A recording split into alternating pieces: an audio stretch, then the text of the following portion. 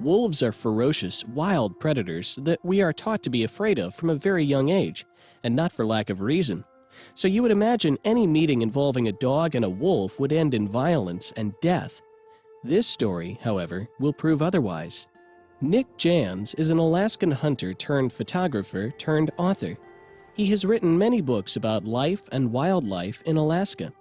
In 2003, he was visiting his holiday home in Juneau, Alaska with his wife and his pet Labrador. Having spent nearly 20 years in the Alaskan wilderness, Nick knew a lot about wolves. On that fateful day, a black wolf appeared out of the twilight outside their back porch. And when his curious dog went out to meet the wolf, he could do nothing but watch. Nick feared the worst, as wolves are wild and unpredictable. But surprisingly, the wolf turned out to be friendly. The two animals started playing together.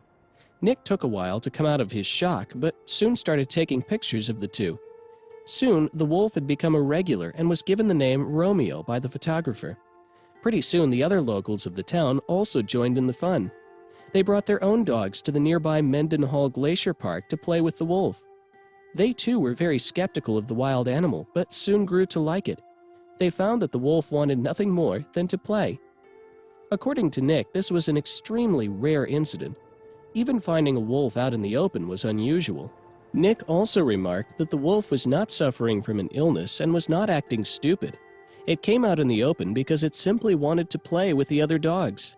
The wolf was indeed a wild animal, but it possessed an understanding that, when combined with that of humans and their dogs, brought harmony between the three species.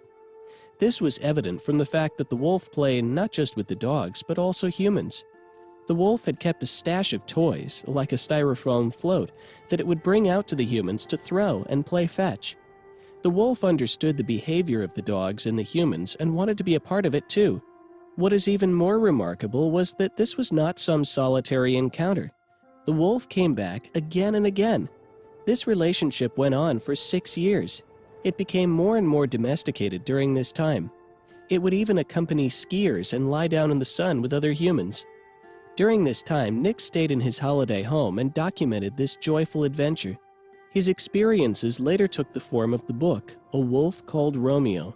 Romeo has also been the subject of other similar books. Unfortunately, the story of Romeo came to a sad end when it was shot by poachers from a different state. Maybe it was the dogs that rubbed off on Romeo. Maybe the wolf thought of itself as another dog. Maybe it was just trying to survive in the unforgiving wild.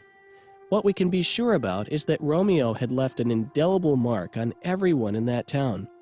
After its death, the town even held a memorial for it. There is even a specially made plaque commemorating Romeo. Romeo truly represents all the wolves throughout history that chose to approach humans not as a predator, but as a friend. It is truly a story that needs to be told. More than about building trust, it was about understanding the need for friendship that even the wildest animal feels.